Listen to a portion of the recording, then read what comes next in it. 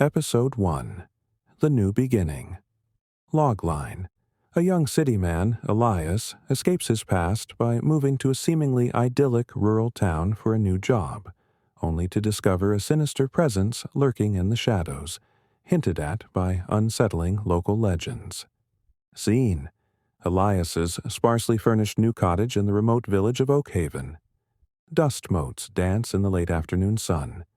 Boxes are still unpacked. Opening scene. In Tinats, Elias's cottage. Day Elias, 20s, tired eyes but a hopeful glint, stares out the window at rolling green hills. A gentle breeze rustles the leaves of an ancient oak outside.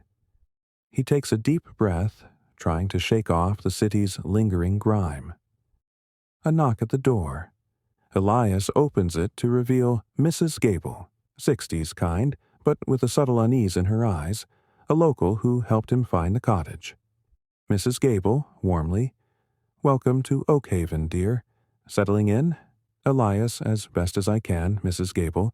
It's quiet." Mrs. Gable, a slight pause, her gaze drifting to the oak tree. "It is. We like it that way. Just a friendly reminder, the internet here can be a bit spotty. And best to be back before dusk, especially if you're out near the old mill." Elias shrugs it off, attributing it to small-town eccentricity. Later, while unpacking, he finds a crudely drawn picture in a dusty box, tucked away from his old life. It's a distorted face, wide eyes, unsettlingly thin smile. He dismisses it as a child's drawing, perhaps from the previous tenant. He crumbles it up and tosses it in the bin. That night, a series of unsettling events begin. His phone, which Mrs. Gable warned him about, keeps receiving corrupted messages with distorted images that vaguely resemble the drawing. The lights flicker. A low guttural whisper seems to emanate from the walls. Elias tries to rationalize it. Old wiring, a bad signal. He goes to bed, but the whispers intensify.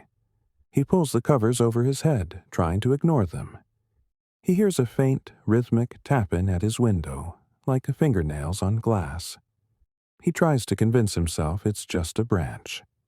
In T. Elias's cottage. Night.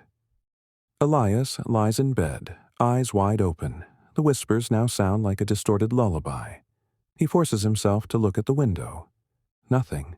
He closes his eyes again, trying to sleep. A chillingly clear whisper right beside his ear. "You're not alone." Elias bolts upright, heart pounding. He switches on his bedside lamp. The room is empty, but on his pillow, placed neatly, is a new drawing. Identical to the one he threw away, but this one is drawn in blood-red crayon. The eyes stare directly at him.